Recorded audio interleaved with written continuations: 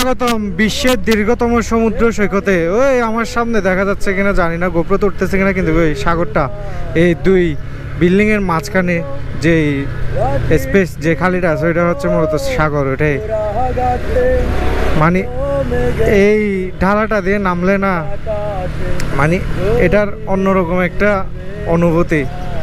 মানে চলে আসলাম বিশ্বের দীর্ঘতম সমুদ্র সৈকতে, ডলফিন মোড়।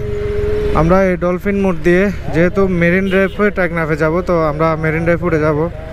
মেরিন ড্রাইভের রুট হচ্ছে ডলফিন মোড় থেকে হাতের বাম পাশে, হাতের এই বাম পাশে এই রুটটাতে।